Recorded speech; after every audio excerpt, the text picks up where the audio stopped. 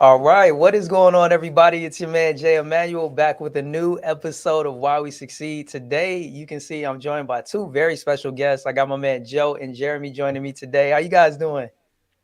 Doing very well, thank you. As I take a sip of my coffee, doing very well. Yeah, Yeah, doing nothing wrong good. with that, man. How are you doing today, Jeremy? Yeah, I'm good. It's 5 p.m. here for me in Europe, so I'm well past my. I already had I think 3 cups of coffee today. I'm on to tea at this point. Nice, Nice. nice. He's kind of winding it down. I'm not mad at that at all. Yo, well, today we're gonna be diving into how to grow and market a podcast. I mean, both of you guys, I came across you on Twitter. You are absolutely crushing it in the podcast space, and I feel like the things that you can share based on your own personal experiences, as well as the work that you're doing with your clients, is gonna be very helpful for our listeners, man. But I always want to like kick things off with a very simple question. So I want to get your thoughts. Let me come over to you first with this one, Jeremy. And I would love to know, do you believe that growing or marketing a podcast is as difficult as some podcasters make it seem to be today? Do you feel like it's difficult? That's an interesting question. I would say yes. From what I've heard, and so I write two newsletters at this point. I've had multiple podcasts in the past, and I Mhm. haven't done YouTube yet. I've experimented with that, but from what I've heard, talking to a lot of people, podcasts are the hardest platform to grow, and that kind of dovetails with my experience personally, but also working with a lot of clients. So I would say Mhm. yes. They are hard to grow. I Mhm. think I think the bigger issue is just expectation. And I think like Mhm. if people understood like what it takes to grow a podcast and they went in Right. with that expectation, I think it would be difficult, but you'd be like, I know what I'm signing up for and I'm going to do this. Whereas people are like, well, I'm going to like, it's like any other platform. I can go viral and I can like get all this exposure and I'll start it. And in 3 months, I'm going to have, 10,000 listeners. And so I think when you're coming from there and 3 months Mhm. in, you're at like 23 listeners, it's like a real punch in the gut. Yeah, that's real. What's your take on it, Joe? Do you think it's as tough as people think?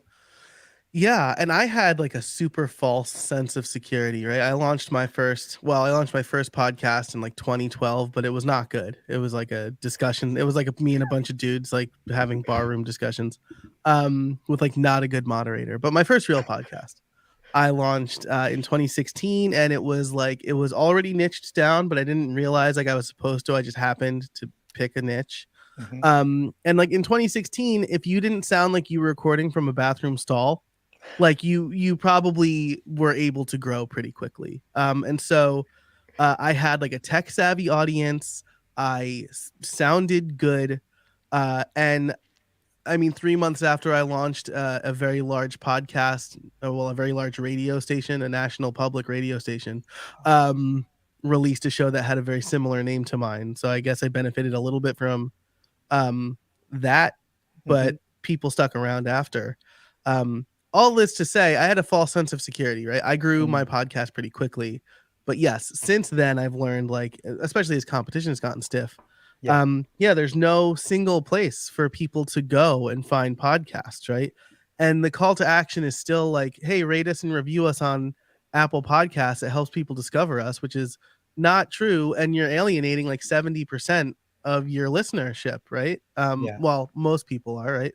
Mhm. Um, so I think it's really tough, and YouTube is getting in the game a little bit, and maybe Mhm. TikTok's getting in the game, and maybe Discovery will be a little better. But at this point, it's like Jeremy said, you can't go viral, right? You just have to like grind it out and make good content.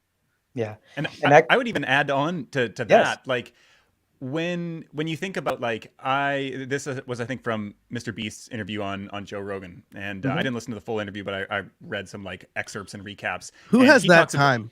Who has that yeah. kind of time? But he talks about like Mr. Beast. You look at somebody like him who's like, and maybe this is even beyond what most people would imagine success for Mhm. themselves look like. He's top of the world.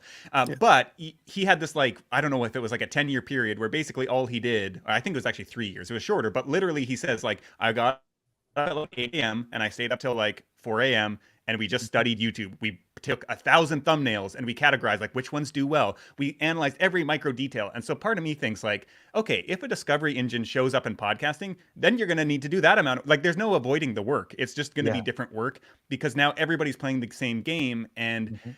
I think if you go really niche, maybe discovery helps you there. But if you're aiming to build like a big audience, you still then just have to like play the game and kind of like figure out, study the algorithm and do all that. So like it's never going to be no work to grow any kind of content.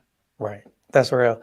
And I actually want to go back to something that you had mentioned, Jeremy, which are the expectations. And I want to come to you with this one, Joe, and then swing back over to you, Jeremy.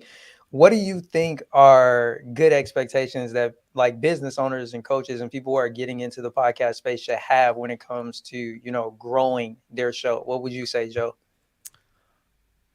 I think, well, heavy, it depends, right? I'm from like a Mhm. software background, and we say it depends for everything, right? It depends mostly on your addressable audience, right? If you start a Mhm. podcast on underwater basket weaving, where like your addressable audience is 50 and 20 people listen, that's amazing, right? But Mhm. if you're doing true crime, right, where the addressable audience is like 7 billion and 20 people listen, that doesn't feel great. So I think first you really want to consider who you're talking to. Mhm.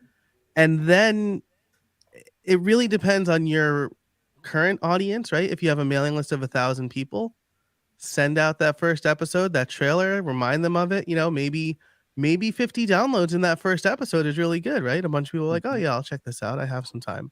Um, I think the metric you really want to look at is not how many downloads you get for the first episode on day one.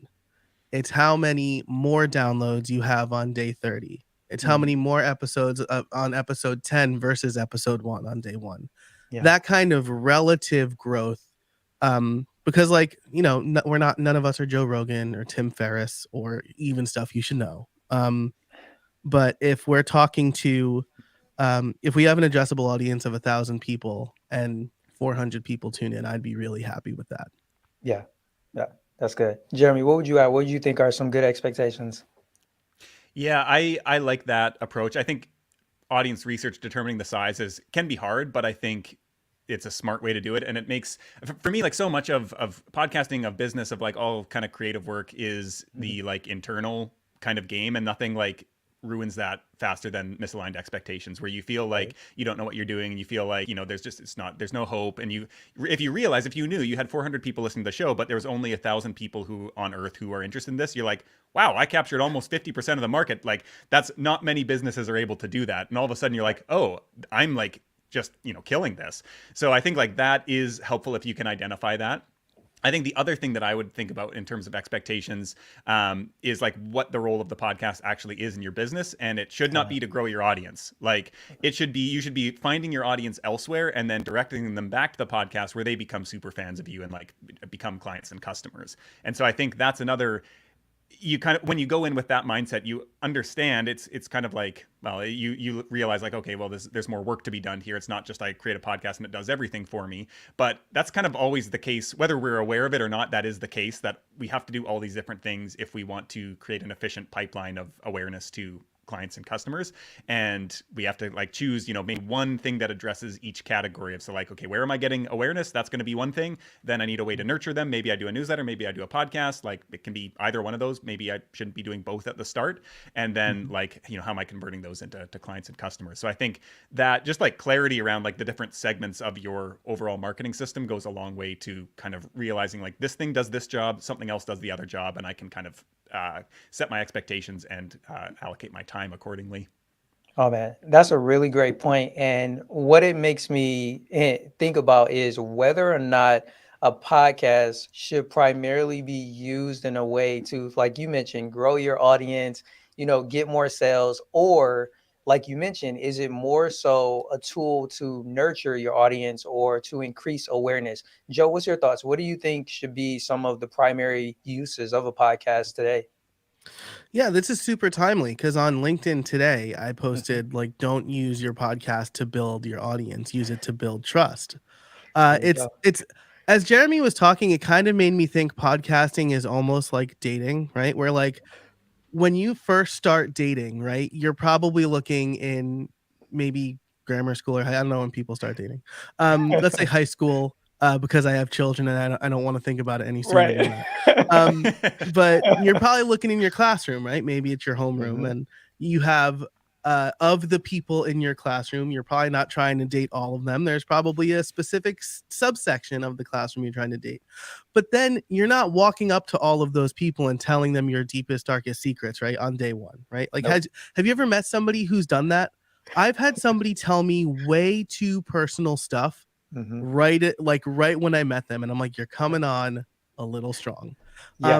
And a podcast is almost like that, right? It's not the first date, it's like the fifth date, right? Mm-hmm. The first date is that post on LinkedIn or TikTok or whatever, and then when people are like, oh yeah, hey, Jay has some really cool stuff to say about this, let me check him out, right? And then they find your podcast and they get deeper thoughts. And that's kind of how I view podcasting, right? It's not the Mm-hmm. first date, it's the fifth date.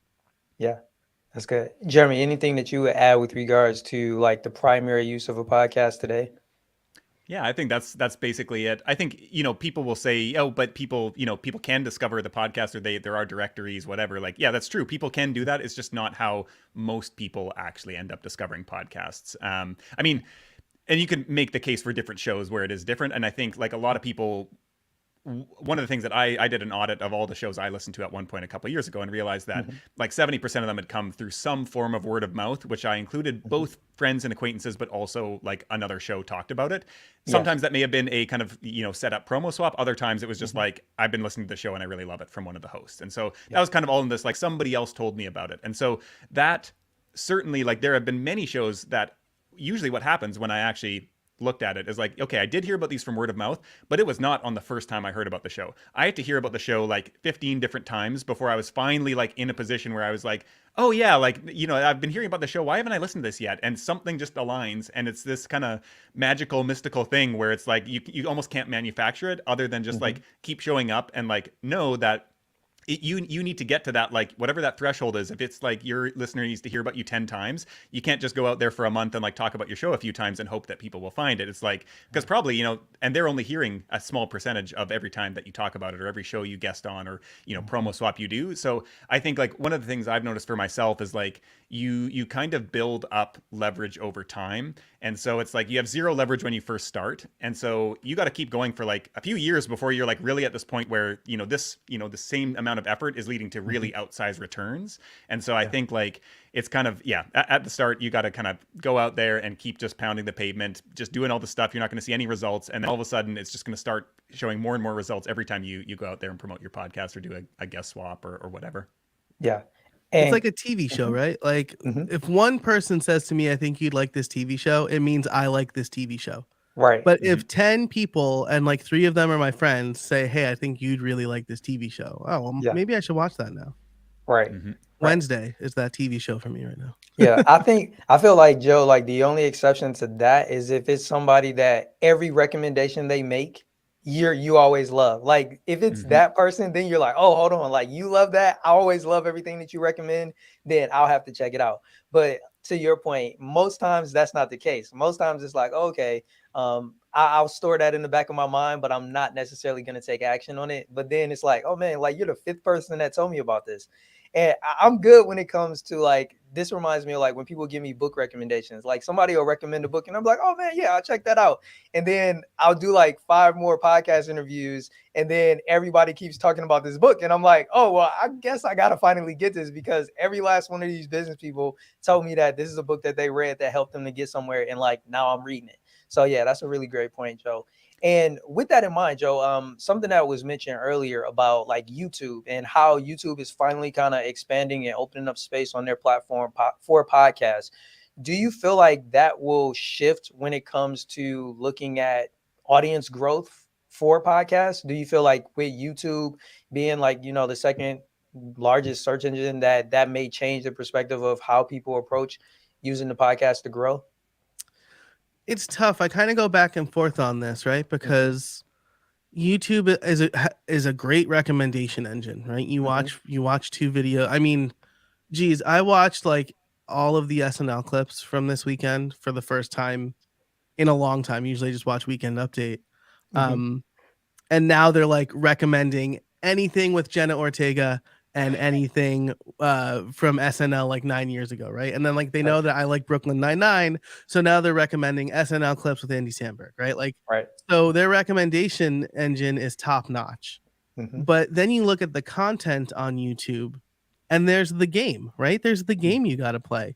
You got to Right. hook them right in the beginning and tease them a little bit, Mm-hmm. and then get to the punchline at the end while keeping their attention. Mm-hmm. I feel like podcasting is just a very different medium Mm-hmm. for that. So I think maybe the recommendations will get better, and we'll probably see a little bit how this could work now that Spotify has rolled out their like TikTok style continuous play recommendations for podcasts. Like maybe we'll see how this play out a little bit, but I think even if your podcast shows up in front of somebody, right, Mm-hmm. they still have to make the commitment to listen for 20 or Right. 40 or 60 minutes. Mm-hmm. And so, versus like I think 8 to 12 minutes is like the sweet spot for a YouTube video. Yeah, that's good. That's good. Jeremy, with that in mind, when you look at your journey as a podcaster, what are some of the challenges that you've encountered when it comes to growing? Yeah, I would say, I mean, similar to Joe, I had shows early on that I never grew a super big show, but like certainly gained traction back in like 2016 way faster Mm-hmm. than anything now, and had all my clients that I kind of got who had already been, well, who started back in 2016 or even earlier, like have several who have multi-million download shows who started like 2012 whatever. It's like just Yeah. really easy, and a lot of them had the same experience with Joe, where like taking a big break or starting a new show, coming back and Mm-hmm. getting like, again, you're starting from scratch almost, which is so frustrating. So that's one that I've seen a lot. I think working with clients, as I'm more in the writing game right now, although I'm immediately and in the short term talking myself out of starting a new show. Like last weekend I almost committed to recording like 50 episodes, batch recorded them. I think it might happen this weekend, so there may be a new show sometime soon. um, but yeah, I think it's really with the level of competition that is now in podcasting, Mm-hmm. is differentiation has just become such a important concept. And it's interesting. I'm currently doing this survey. Tomorrow's the closing date on kind of, so it's called the Podcast Marketing Trend Survey. And one of the questions was asking people like, which of these marketing concepts are you familiar with? And there's a list of maybe 15 different terms there. And I think differentiation was one of the lowest ones. Actually, differentiation was low, positioning was low, and attribution was the lowest, which was amazing to me because people in like the podcast industry just like are so immensely frustrated by the lack of attribution of like being able to tell where a listener came from, or if a listener clicked through to purchase a product or whatever. And it was so interesting to me that I was like, three of these concepts that are the most important to have success with marketing, people don't even know what they mean. And so I think that is just a really obvious thing, is that people do not think about. And I think, I've certainly experienced this myself, where when you're an early stage creator, you don't actually, it feels bad to research your competition because everybody's better than you. Like, and that's just like, nobody ever launches a show for the first time they're creating something and it's the best thing out there, or even in the top half. And so Right. you don't really look at what else is out there, because then you feel bad and then you like don't have any motivation to keep going. But you also don't actually understand like, well, where can I actually fit into this world, that everything that is already out there in my ecosystem? Like, how can I find a place that I can own? And part of me thinks like, even when you're first starting out, it's hard to do that anyway. You kind of have to just get a lot of reps in and like find your voice and find out what you're interested in and all of that. But I think at some point you need to make a decision to say like, okay, you need to do some research first and say like, okay, well, this is what's out there. Here are all the maybe cliches in my niche. Here are all the things that annoy me about my niche. And so I'm going to do the opposite and go do this thing that is the only show doing that. And all of a sudden, like, you don't need to be the best in your industry anymore. You're like the one thing that people see that and they're like, oh, that stands out. And like, this is something, Joe, I'm sure you see this too. I know you do podcast audits as well. I'll go look at clients like, what else is in the charts? And you will see a lot of times some of my clients are like in that same place. I did one for a friend who is in the social media space. And so I was looking at that recently. And it was just like every show is just the same. And there's like 50 shows and it's all from the outside. You couldn't tell. It's basically the person behind it. And it's like, if you're a new listener who doesn't know any of these people, how are you even going to pick a show? And then there's like one that's like social media for social media managers. Only one. And so it's training people who wanted to be social media managers. And the funny thing is, all those other shows also said for entrepreneurs, for coaches, for consultants, for course creators, for social media managers. So they're trying to capture everyone. But the one show that says this is actually specifically for social media managers, we're not addressing anyone else. If you're a social media manager, you're like, oh, that's the one for me. Like all these other ones, I'm only going to get a fifth of the content is going to be targeted specifically at me. This one, it's 100%. So I think like differentiation like is a must of any marketing strategy today. Oh, that's good. And Joe, what would you say are some of the challenges that you've encountered when trying to grow your show? I mean, I think differentiation is, that's really important. I'll tell a quick little anecdote, right? Hmm. Again, my show, How I Built It, grew to 100,000 downloads in like 9 months, right? Like 9 months from launch, like pretty good. Hmm. And it continued to grow from there, because I was hyper focused on WordPress developers, right? Mm. How successful WordPress developers tried and failed and then eventually succeeded. Hmm. Um, but then as I moved more out of the WordPress space and wanted to capture more of a general audience, it was WordPress businesses. Then it was just businesses. And as I did that, my downloads dropped, right? Mm. Because how many shows are telling founder stories? Like all of every business show, right? Yeah. But then last year I swung back the other way. And I repositioned my show as successful coaching, free calls for, messing up my own tagline, free coaching calls for successful creators. Mm. And in January 2022, I was getting about 34,000 downloads per month. January 2023, I'm getting 75,000 downloads per month overall, Nice. not per episode. Hmm. But overall, so like doubled that with the right positioning and podcast swaps. But so like talking to someone specific, as Hmm. Jeremy said, is always going to be the better bet, because Yeah. in a sea of content now, you want to make sure that um you stand out. And Hmm. if I just say like, you know, coaching calls with business owners or just interviews with business owners, well, I can get that from Tim Ferriss or Guy Raz or a million other people. But if I'm a trying to be a creator, oh, and now you're giving me like a free hour of time with Jay Klaus or whoever, right? Hmm. That's worth listening to. Yeah, most definitely. And when we look at effective strategies for growing, Jeremy, what are some of the ones that you feel like people should really focus their attention on? Yeah, so Joe mentioned promo swaps and collaborations. That Hmm. stuff works. It's again, you have to go in with the mindset like it's possible that you'll hit this one promo swap that just like doubles your show, and I've seen that happen for clients before. That is the outlier and the exception. I think like what usually how I think about it is like your goal is to saturate your niche so that it's almost Hmm. impossible that no one doesn't at least know about you. And like Okay. that's when marketing everything else really starts to work, because now they just need a little nudge at the right time. They're like, oh, already like, oh, I know about the show, I know about Jeremy, I know about Jay and Joe, like, and it's just like the right nudge at the right time comes along. They've already kind of like have this awareness of you. They have maybe some affinity for you. And so usually I think about like part of that is picking a small enough niche that you can actually saturate. And so if you look at, business podcasts, business entrepreneurs, like it's impossible to saturate that unless, I mean, you could argue Gary Vee, someone like that. But like the funny thing about Gary Vee is he didn't actually start doing that. He started with wine, the super Right. narrow niche, and went into that. And we can look at this like example after example after example. This is how businesses and people like build huge audiences. Another one is like Facebook, like the most ubiquitous company in the world, maybe, other than I guess Google.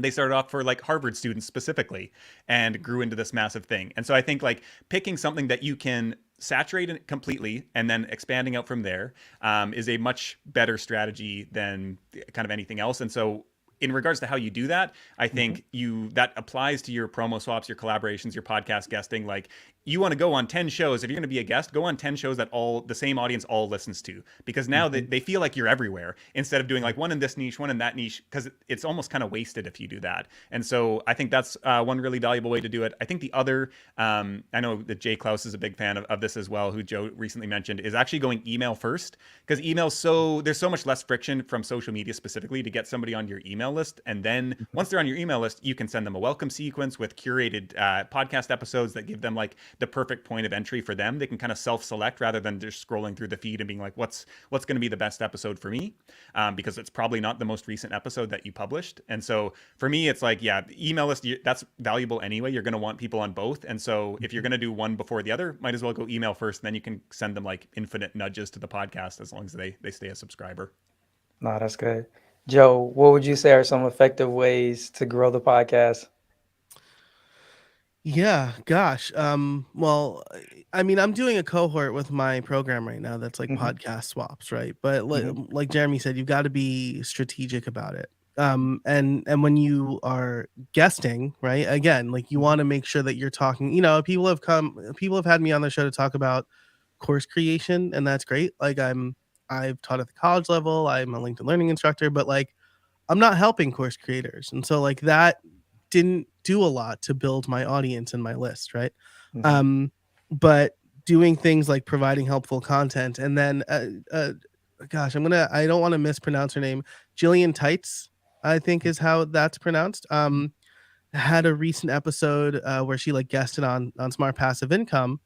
Um, and she said, if you want to grow your podcast on social media, you can't just say listen to my podcast. You Right. put the content first, right? And you say, and then the sneak attack is at the end. Hey, if you like that, you can get even more in this episode of the podcast. So I think that it's about bringing those people in right on that first date, letting them get to know you a little bit, and then saying like, "Hey, do you want to go out again? I have this great podcast that we can listen to," which I wouldn't recommend doing on actual dates. Uh, Right. Oh man, that's good. That's good, man. So as we know, like, podcasting has been around for some time now. And I think that it really became popular, I would say maybe within like the last 6 or 7 years or so, something around there. And we've seen things that have worked and have not worked when it comes to marketing. And I would just love to get each of your takes on, what things used to work when it came to marketing the podcast that just are no longer relevant or working today. What would you say, Jeremy? I would almost say everything works less well than it used to. Yeah.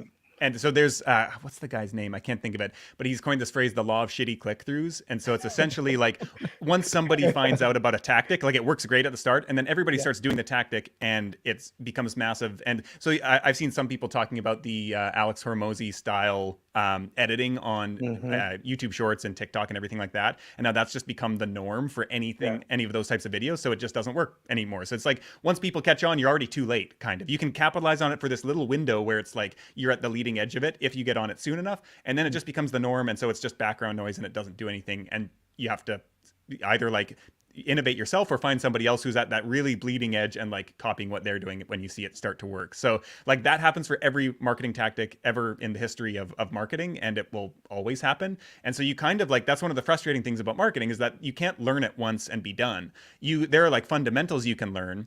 And I think one of those things is like one of the core fundamentals is how can you borrow other people's audiences? And so that's where right now that's podcast guesting, that's doing promo swaps. That could also be doing newsletter swaps. Like you look at physical businesses like restaurants do this all the time where like coffee shops will have donuts from a donut shop that's, and they'll exclusively have theirs there. Yeah. And so they're kind of doing this promo swap where they each, do vice versa, or like ice cream shops. My first podcast was about ice cream in Vancouver. And there would be like this craft ice cream shop is using this coffee shop's coffee in their coffee thing, and so this like happens everywhere in marketing. And so I think like that's something that will always stay the same, Mhm. but the way that you do that is going to change. And so I think you kind of need to be aware of what's working now and like notice when the trend is kind of leaving. I would say that the thing that I don't know that this ever did work, but like Joe was just mentioning about like actually giving the content away from the podcast.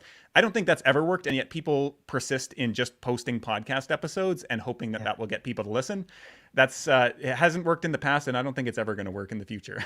Nah, great point. Great point. Joe, what would you say are some things that may have used to work marketing wise, but no longer are effective?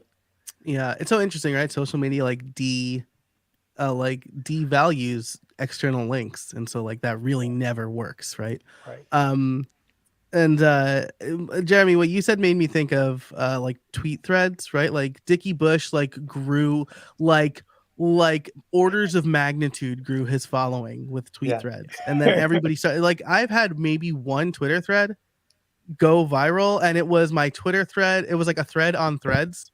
And it was Mhm. just like, here's like a red thread. Like, and here's computer threads. Like, here's the Weezer song about pulling the thread on your sweater.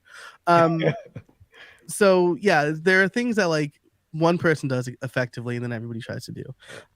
Audiograms, I think, were something that certain industries really wanted to believe worked that just don't work, right? Yeah. Like, so like I think it was Headliner who makes audiograms, Mhm. said like, yeah, oh, you can increase your click-through on your podcast 60%. I never ever saw that, right? Because it's just text flying on a screen. Like, Yeah. it's probably not, there's no sound on. It's not, that's not compelling, right? Right. Um, and so like those things certainly don't work. Having, again, like focusing on the takeaways from that content and doing your own vertical video. Mhm. And then, you know, if you do it in like an Instagram story, like they finally, like heaven, you know, like the heavens opened up and Meta decided they were going to let us put links in stories. You can give that content for free and then like say later, like, hey, listen, if you want, right? Mhm. Listen, here's the Mhm. link, right? I made it really easy for you. But giving the content away first. Um, as a real quick, I'll just say like the borrowed audiences, right? Mhm. Friends, possibly the most popular show of the 1990s. I like that's disputed. I think it is because I love Friends.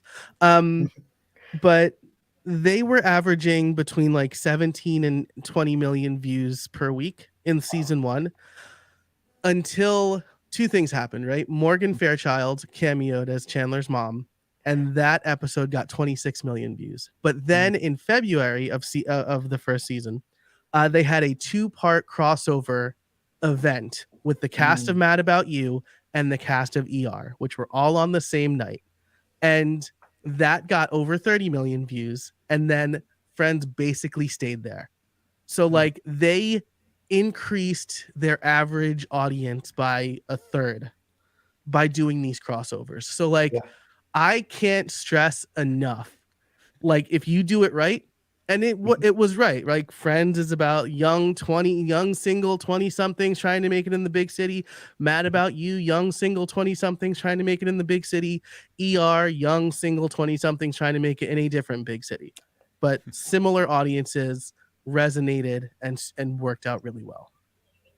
Nah, that's good. That's good, man.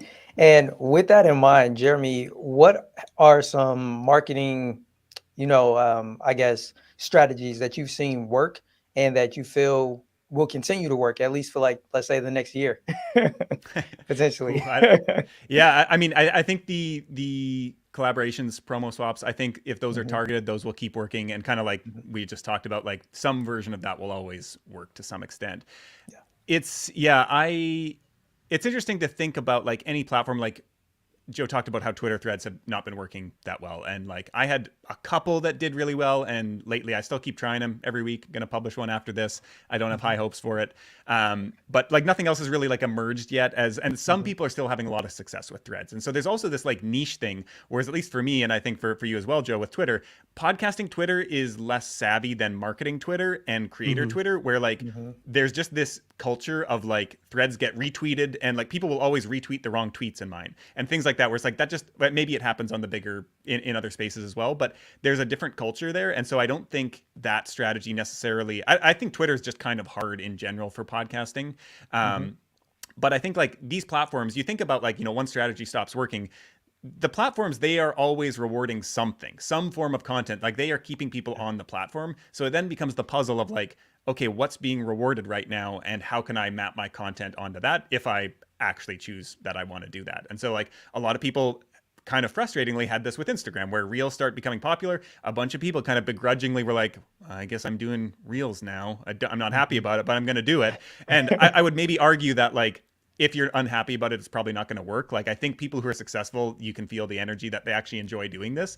And so Mhm. I think like for me, I almost hesitate to give too much marketing advice because there has to be this overlap of like the thing that works with the thing you like doing and can actually sustain doing it, and that it's like actually getting your energy coming through. And I think the other thing that I say is like you really need like you need one channel where listeners find you. You don't need to be on 5 places. You can build, this is true for, you know, creator businesses and podcasts. It's true for like you look at most startups and Mhm. they'll get to like big funding rounds with just like I think 80% on average, or at least for a lot of startups, is just from one acquisition channel. And so there's this temptation to like do all the stuff when it's really like if you find one thing that works and you're happy to keep doing that, like feel free to like ignore all that other stuff everybody's saying you should do that you feel guilty about not doing, and like I've got something that works, I'm just going to put 100% of my energy into that and I'm going to get more return out of it.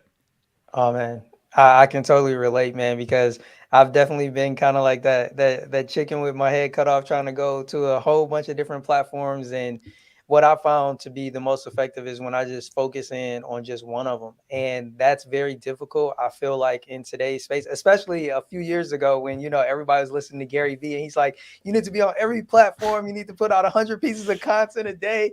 And when you have that in the echo chamber, it's very difficult for people to listen to somebody that says, "Yo, just do one thing, one platform, and just post consistently." They're like, "Nah, that can't work, right?" Yeah. But Joe, what's been your experience, man? What have you found to work when it comes to marketing your podcast or the podcast of your clients?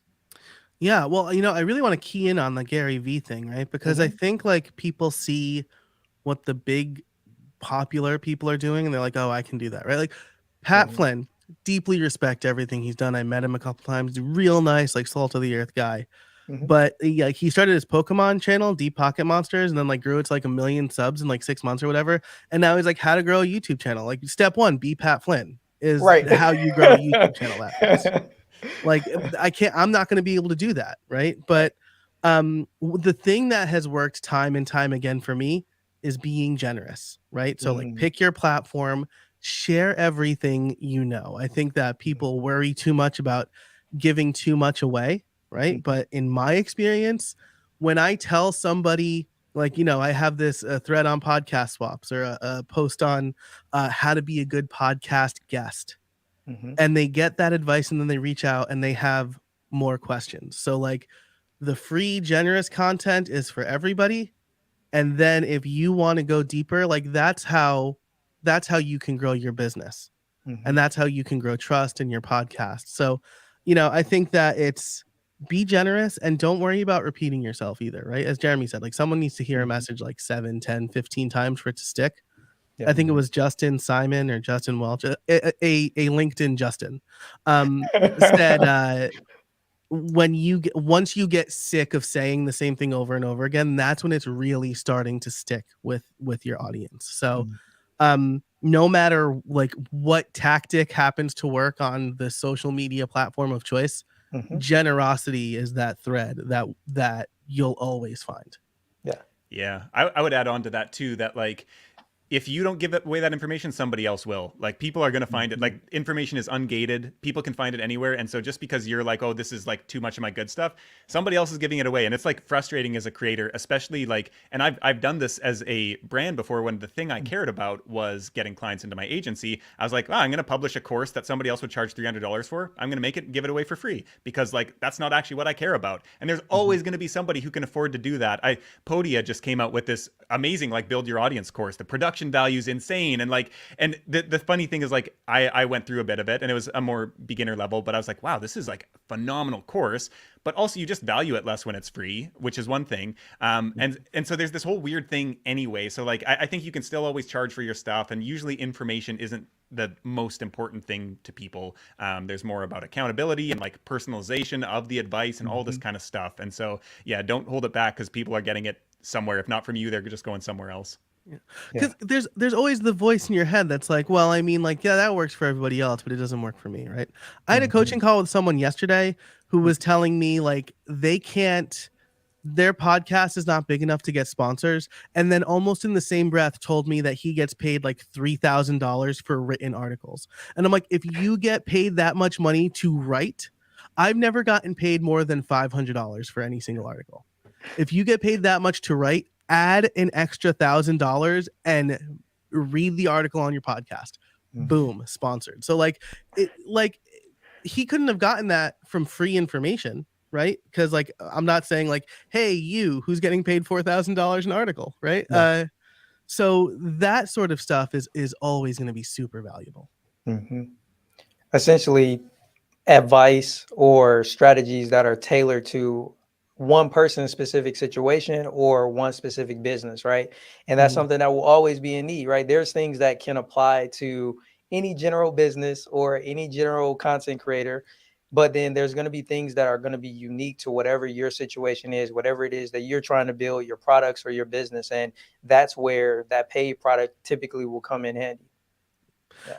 And this is also what separates like the actual coaches from the charlatans, right? Like the people who have done like one thing successfully one time, and then they tell you they're a coach, right? But like they don't have the experience to see. And this was me like a few years ago. Like, how did you grow your podcast? I don't know.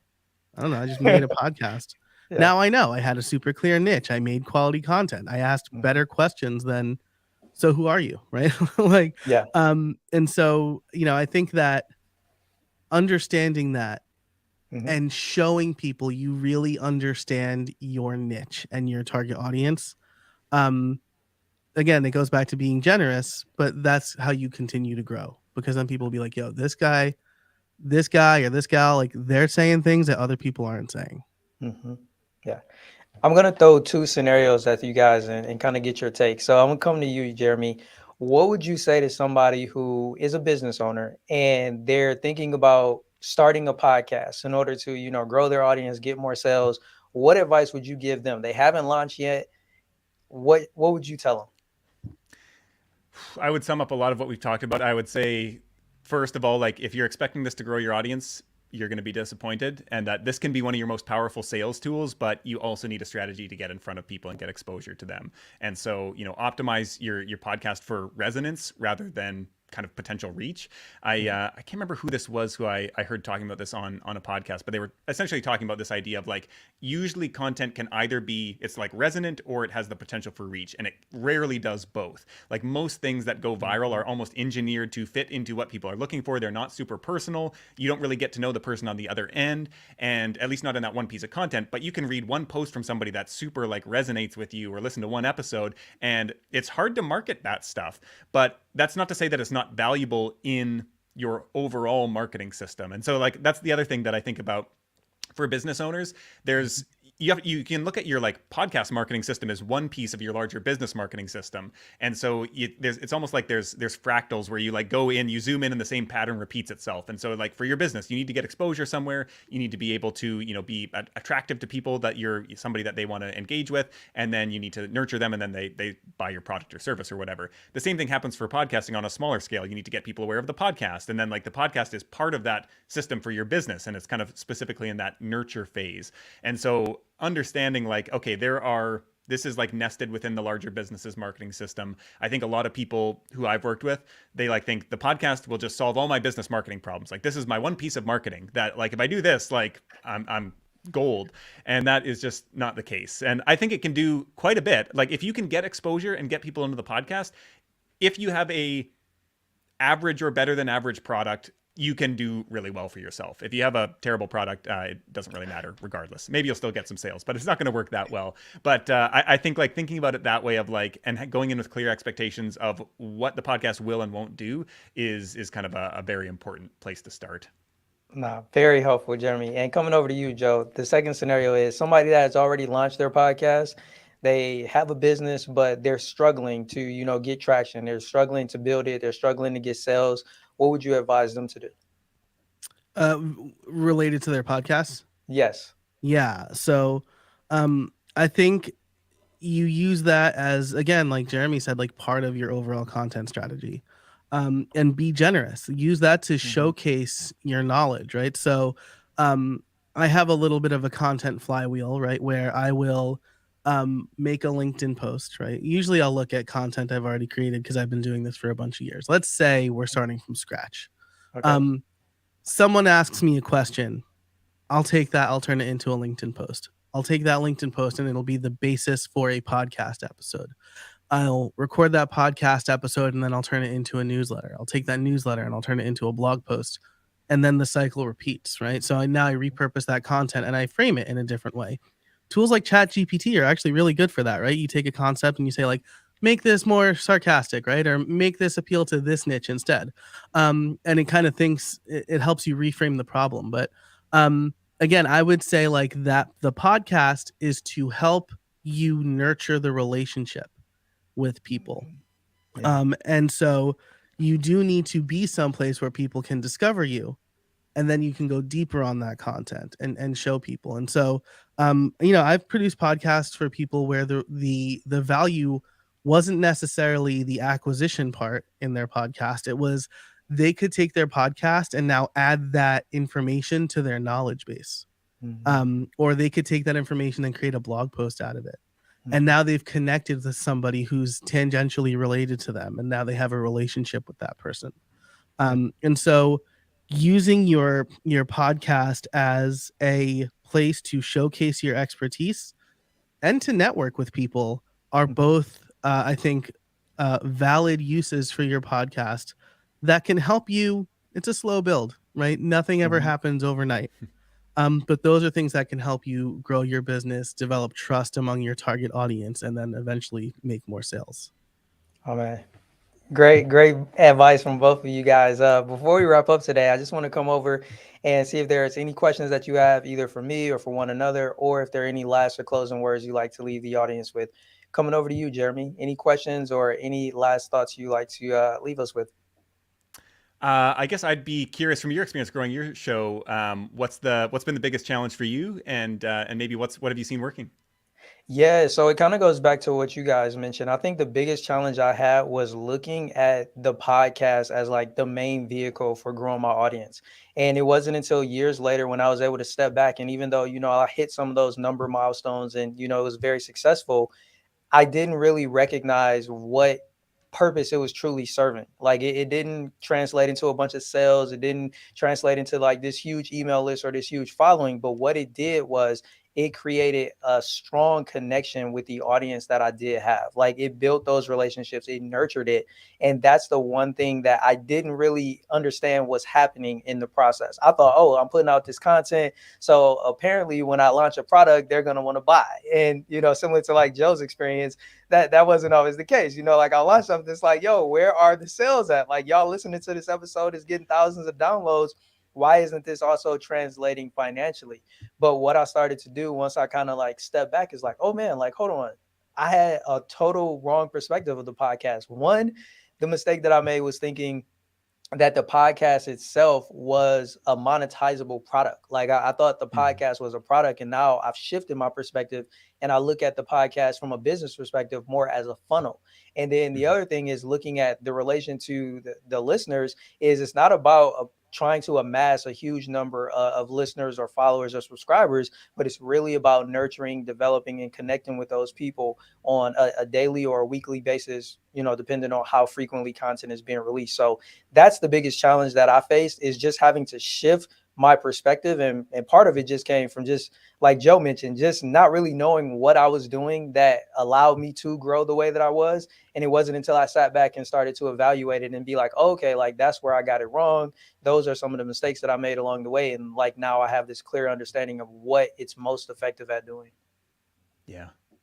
And I think the other thing related to that is just like, it's going to be different. Joe kind of hinted at this too. It's going to be different for everyone. So like a podcast might play a certain role in one person's business, but if you don't have the identical business to them, which you don't, it may or may not serve that best role for you as well. So I think, I think my like closing advice is just always like, you have to, everything works better when you actually know yourself. And this is like something that like, I saw this post on Twitter. I can't remember what the phrasing was, but it was like, I'd rather do some like horrible thing than like spend 5 minutes alone with my own thoughts.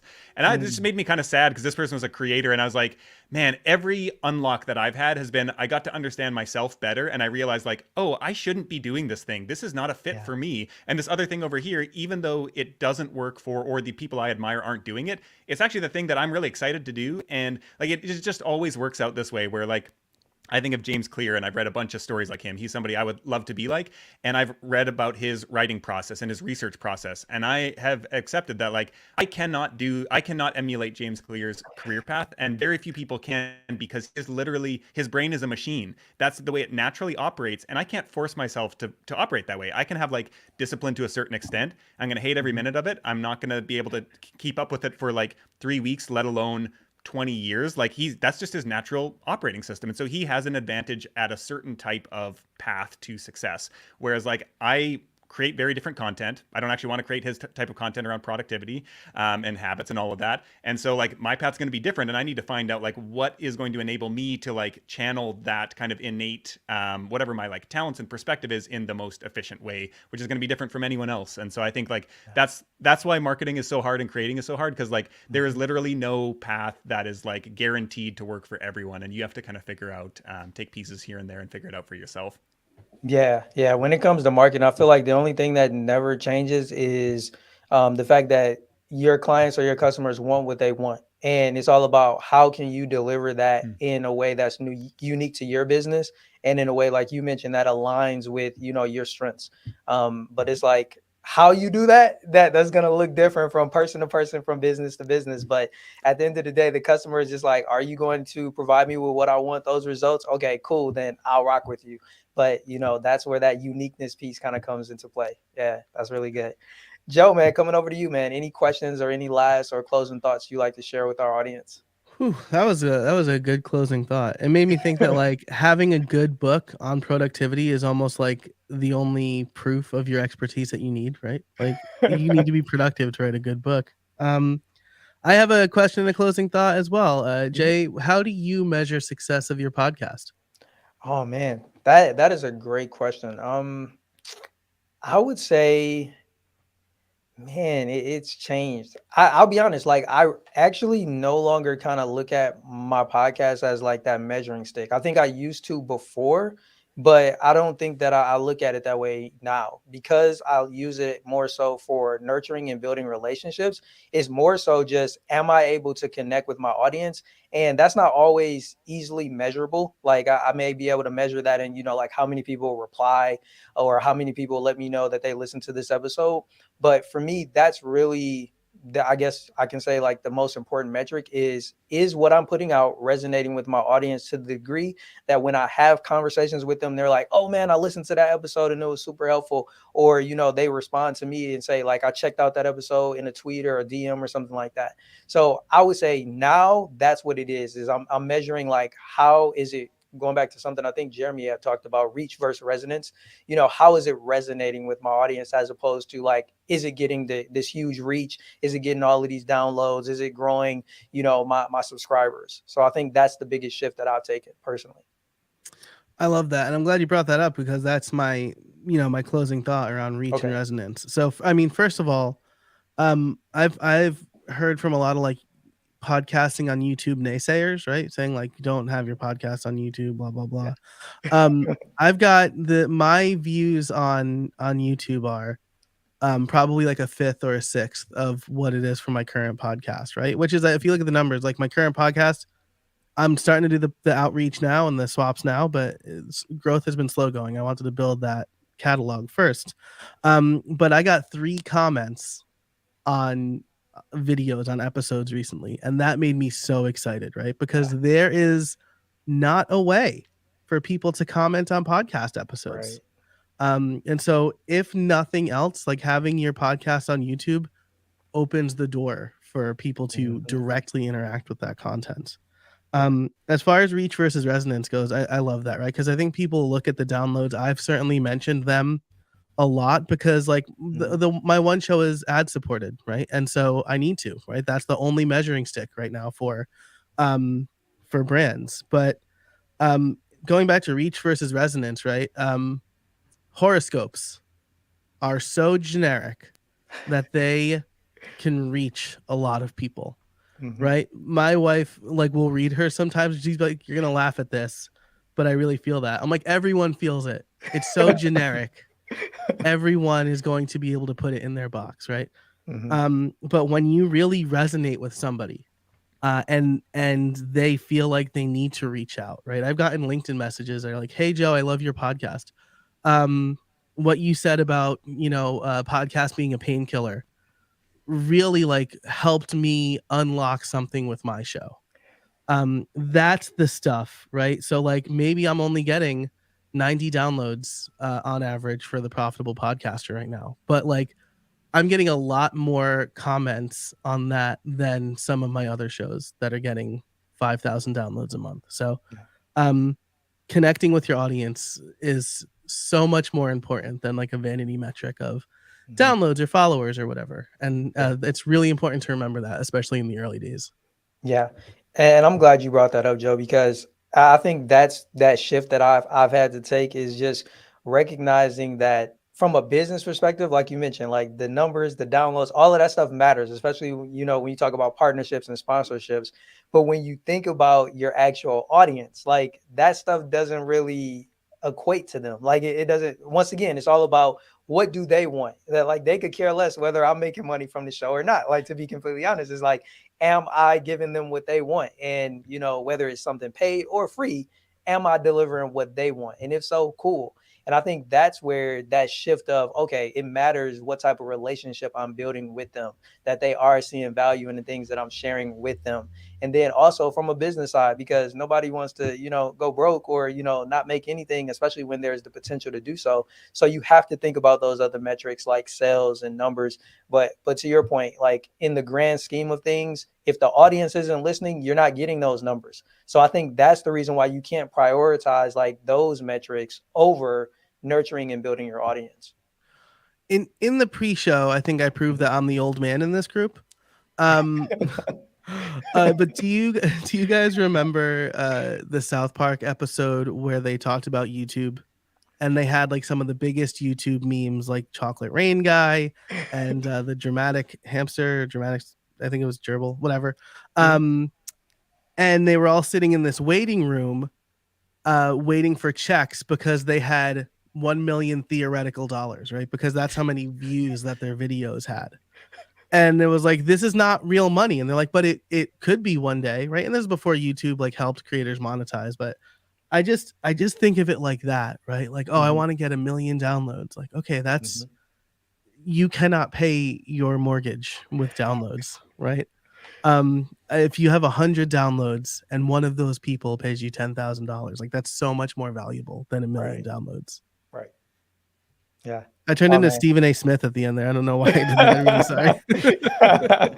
Nah, man, that was a great way of closing it. Yo, Jeremy, Joe, I truly appreciate you both for coming on the podcast. If you ever want to come back, you guys have an open invitation. Before we go, I would love for you guys to stick around, but I'm going to end the stream. I appreciate everybody who either watched this episode live or who will go back and watch it later. I hope you find value in the things that we shared, and we'll be back in 2 weeks with another episode. And I look forward to catching you guys then. Until then, stay blessed.